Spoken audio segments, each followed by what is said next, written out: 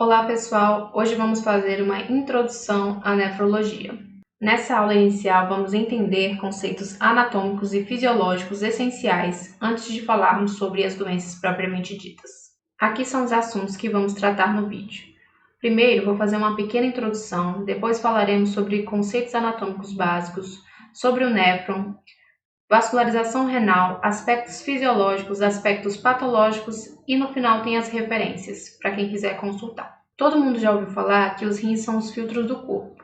Pois bem, nós seres humanos retiramos a maior parte da nossa energia de açúcares, gorduras e proteínas. O metabolismo dos açúcares e gorduras vai originar, basicamente, energia, água e gás carbônico, que será eliminado pela respiração. Já o metabolismo das proteínas vai originar escórias nitrogenadas, que precisam dos rins para serem eliminadas. Além dessa capacidade de depuração das escórias nitrogenadas, um rim também tem papel metabólico endócrino e também ajuda no controle do equilíbrio hidroeletrolítico e ácido básico. Agora vamos entender a anatomia básica do rim. Um rim de um adulto tem um diâmetro de 11 a 12 centímetros, pesando cerca de 150 gramas. O parênquima renal, ou seja, o tecido propriamente dito do rim, é dividido em duas camadas. A camada mais externa, que é essa aqui, chamada de córtex, e a camada mais interna, chamada de medula. Envolvendo o rim, nós temos a cápsula renal, e nessa região central nós temos o hilo renal, que chegam os vasos e nervos que suprem o órgão. A urina formada no parênquima renal é despejada nesses cálices menores, que vão para os cálices maiores e chegam à pelve renal. O cálice maior geralmente é formado por 3 ou 4 cálices menores, enquanto a pelve é formada por 2 ou 3 cálices maiores, como podemos ver aqui na imagem. O córtex renal é formado pelos glomérulos, que vamos falar mais adiante, e a medula é formada pelas pirâmides de Malpighi. As bases dessas pirâmides fazem limite com o córtex, os vértices fazem limite com os cálices menores e as regiões laterais dessas pirâmides fazem limite com as colunas de Bertin, que são prolongamentos do córtex para dentro da medula. Essa saliência da pirâmide nos cálices menores é chamada de papila renal. O rim pode ser dividido em lobos, cada um formado por uma pirâmide renal e o tecido cortical, exatamente assim. Agora vamos falar sobre o néfron.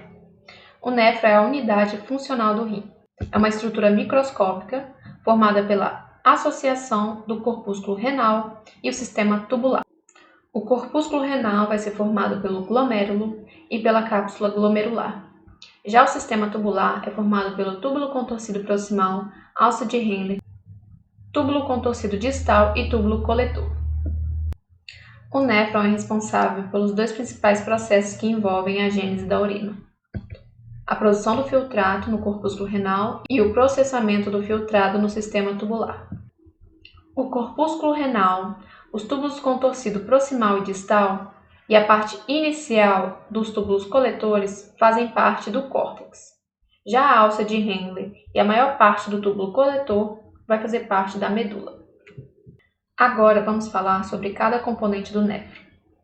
A artéria renal, ao entrar no parênquima através do hilo, se ramifica em direção ao córtex, formando a arteríola aferente. Ela vai dar origem a diversas alças capilares que vão se enovelar, formando o glomérulo. Essas alças vão se confluir, formando a arteríola eferente, que sai do glomérulo.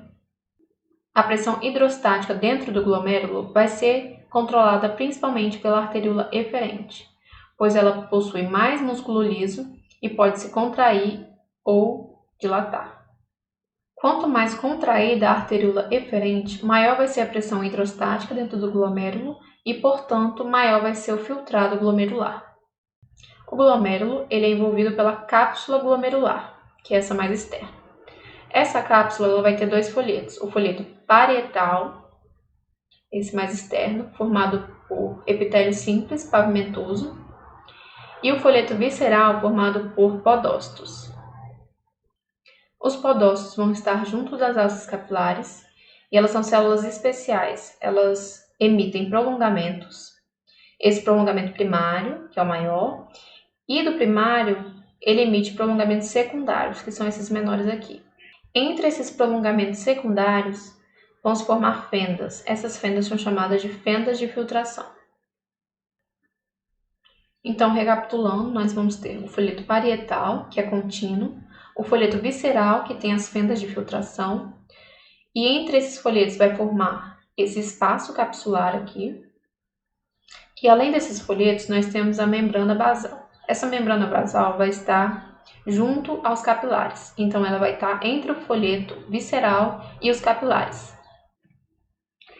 Então, como as células endoteliais são fenestradas e o folheto visceral é formado pelos podócitos e tem as fendas de filtração, a única barreira entre o sangue do capilar e o espaço glomerular vai ser essa membrana basal.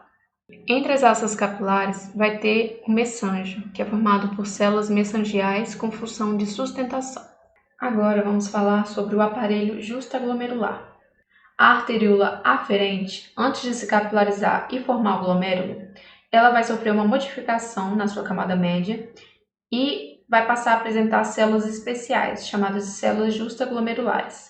O túbulo contorcido distal, em seu trajeto, ele vai se encontrar com essa parte modificada da arteríola aferente e vai modificar sua parede, formando a mácula densa. O conjunto de células justaglomerulares com a mácula densa forma um aparelho justaglomerular, que permite a comunicação com o fluido tubular do túbulo contorcido distal e a arteríola aferente. Isso possibilita o feedback túbulo-glomerular, que ajuda na regulação da filtração glomerular. Agora vamos entender a vascularização renal. Cada rim recebe uma artéria renal. Essa artéria renal vai se dividir em vários ramos.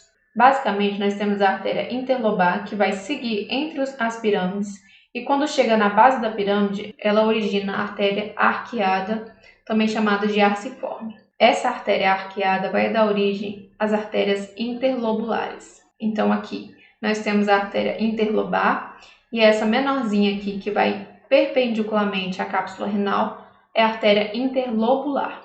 Essa artéria interlobular vai dar origem às arteríolas aferentes.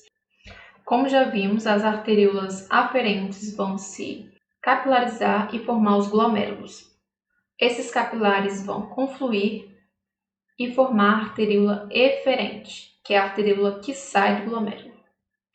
Essa arteríola ela vai nutrir o parênquima renal, se dividem também em vasos peritubulares, que são os encarregados da reabsorção tubular, e também vão se dividir em vasos retos. Esses vasos retos têm a função de irrigar a medula renal. A vascularização da medula é bem escassa e muito sensível a qualquer alteração de perfusão. Como a estrutura anatômica mais distante da origem desses vasos é a papila renal, ela pode ser a mais afetada quando houver alterações de perfusão. É por isso que pode acontecer a necrose de papila renal em algumas doenças, como é o caso da anemia falciforme, em que o afoiçamento das hemácias prejudica a circulação.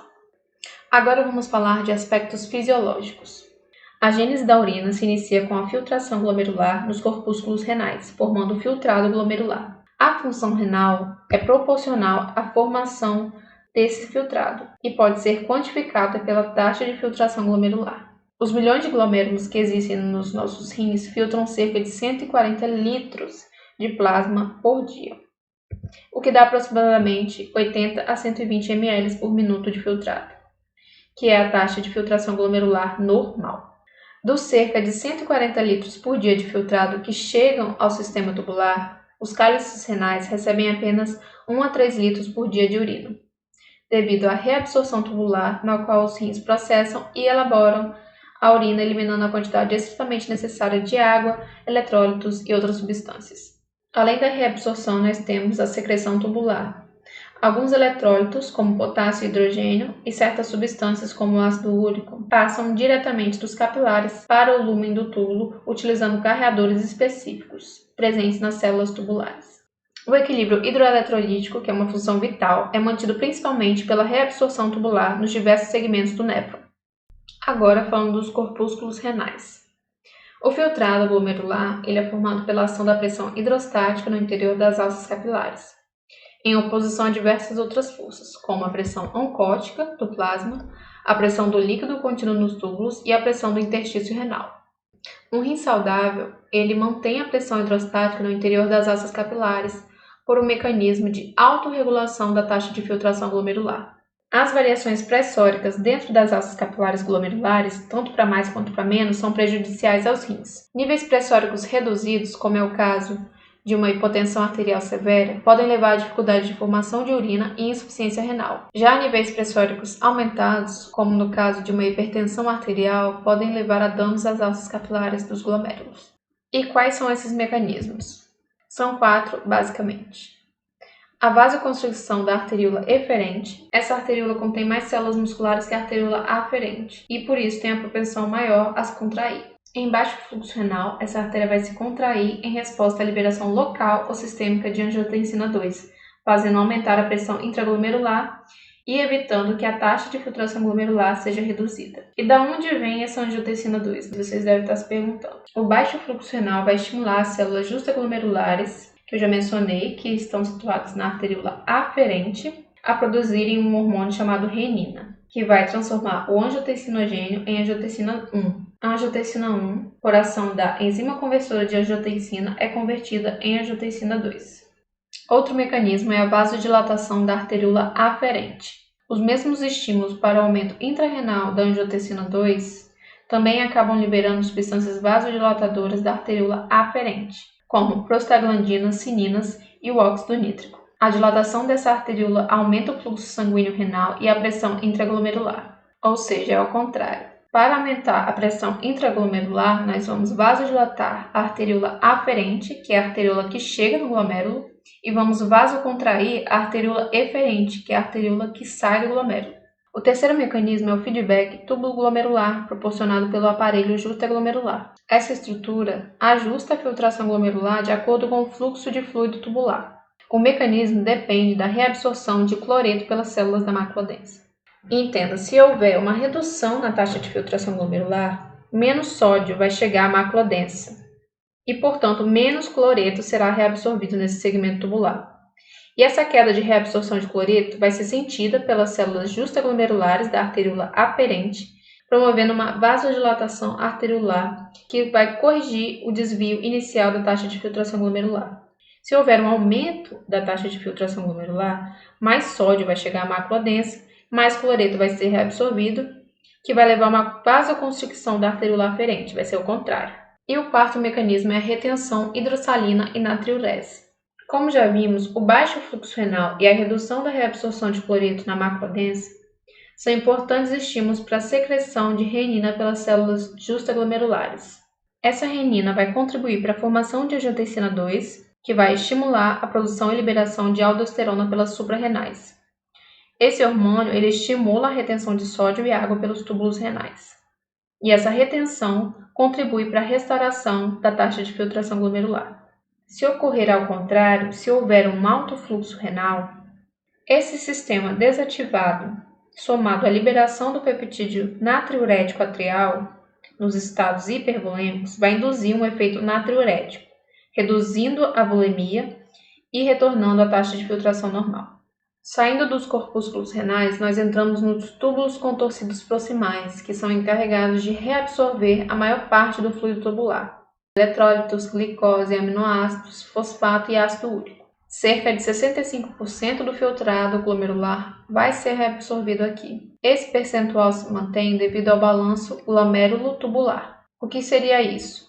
Quando se aumenta a taxa de filtração glomerular, vai aumentar a reabsorção tubular. Se reduzir a taxa de filtração glomerular, vai se reduzir a reabsorção tubular. O principal eletrólito reabsorvido pelos túbulos renais é o sódio.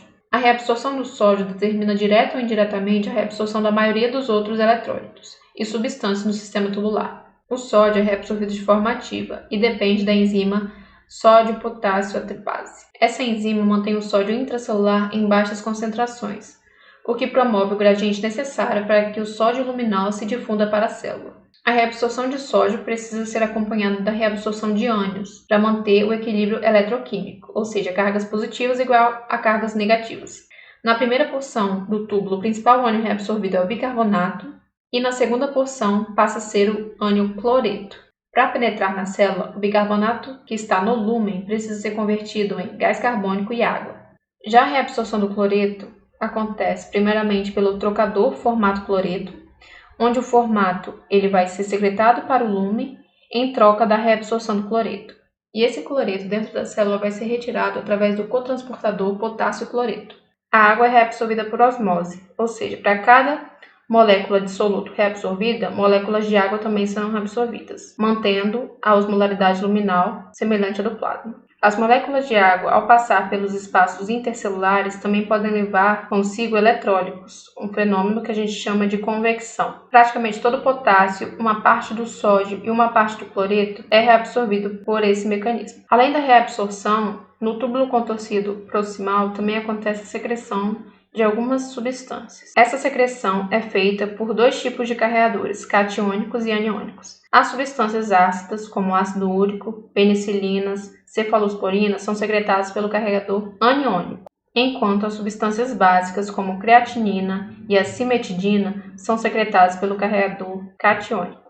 Depois do túbulo contorcido proximal, nós temos a alça de Henle. A alça de Henle é responsável pela reabsorção de 25% do sódio filtrado. Esse segmento é fundamental para o controle da osmolaridade urinária. Nele ocorre o fenômeno chamado de mecanismo de contracorrente. Esse mecanismo é responsável pela formação e manutenção de um interstício hiperosmolar e um fluido tubular hipoosmolar, ou seja, mantém as células com uma concentração elevada de solutos e o fluido tubular com uma concentração baixa de solutos. A porção descendente da alça de Henle vai ser permeável à água, ou seja, muita água vai sair do túbulo, vai ser reabsorvida, e ele é impermeável aos solutos, então os solutos vão permanecer. Então, à medida que a alça de Henle vai descendo, maior vai ficando a concentração. Já na porção ascendente não há reabsorção de água, somente reabsorção de solutos. Então, no final do trajeto da alça de Henle, a urina vai chegar hipoosmolar, ou seja, com baixa concentração. Passando a alça de Henle, nós temos o túbulo contorcido distal. Essa porção do néfron é responsável pela reabsorção de 5% do líquido e sólidos filtrados. Nessa porção existe o carreador NaCl, que é inibido pelos diuréticos tiazídicos. Além disso, é nessa porção que nós temos a mácula densa, que compõe o aparelho justaglomerular. E esse é o principal sítio de regulação da reabsorção tubular de cálcio sob a ação do paratormônio, ou PTH. A última porção do sistema tubular é o túbulo coletor. Ele é responsável pela reabsorção de 5% do líquido e sódio filtrado. O conjunto do túbulo contorcido distal mais o túbulo coletor forma um néfron distal. O néfron distal é encarregado dos ajustes finos da reabsorção e secreção tubular, respondendo à ação de diversos hormônios reguladores do equilíbrio hidroeletrolítico. O túbulo coletor, como nós já vimos, ele é dividido em porção cortical e porção medular. A porção cortical é o segmento do néfron responsivo à aldosterona. Esse hormônio controla a reabsorção distal de sódio e secreção de potássio e hidrogênio. A reabsorção do sódio ocorre através da célula principal, que é a célula tubular responsiva ao hormônio aldosterona. A aldosterona se liga a receptores da célula principal que estimulam esses carreadores a reabsorver sódio e a secretar potássio. Ao lado da célula principal, existe a célula intercalada, que usa esse carreador para secretar hidrogênio. Essa célula atua na acidificação da urina até um pH mínimo de 4,5. As células do túbulo coletor, elas respondem à ação de um hormônio, o hormônio antidiurético, também chamado de ADH ou vasopressina. O ADH age aumentando a permeabilidade de água nas células intersticiais. Na presença de altos níveis plasmáticos desse hormônio, a água luminal é reabsorvida e a urina sai concentrada com uma osmolaridade máxima de 1200. Quando o ADH está suprimido, quase não há reabsorção de água, e como a reabsorção de eletrólitos continua, o fluido tubular é diluído mais ainda, atingindo uma osmolaridade em torno de 50, que é a diluição urinária máxima. Portanto, a osmolaridade urinária de uma pessoa normal pode variar entre 50 e 1200. E para finalizar, vamos falar sobre alguns aspectos patológicos. Geralmente, as doenças renais são classificadas de acordo com seus alvos primários, que podem ser glomérulos, túbulos intertícios, vasos sanguíneos ou sistema uroexcretor. Porém, a interdependência anatômica entre essas estruturas faz com que o dano em uma afete todos os outros. Alguns pontos importantes que é válido falar nessa aula inicial é que doenças renais crônicas costumam apresentar rins com tamanho reduzido, com exceção da doença renal policística, da amiloidose, do diabetes mellitus, da anemia falciforme, da nefropatia obstrutiva, da esclerodermia e da nefropatia pelo HIV. Também é válido dizer que a presença de papila necrótica limita o diagnóstico a 5 doenças principais: diabetes mellitus, nefropatia obstrutiva, pielonefrite, anemia falciforme e nefropatia analgésica. E por último, a deformidade calicial quase sempre indica pielonefrite crônica. As manifestações clínicas de doença renal podem ser agrupadas em síndromes, que nos próximos vídeos vamos tratar detalhadamente. Aqui estão todas as referências utilizadas para fazer esse vídeo. Se gostaram, curta e compartilhe. Muito obrigada!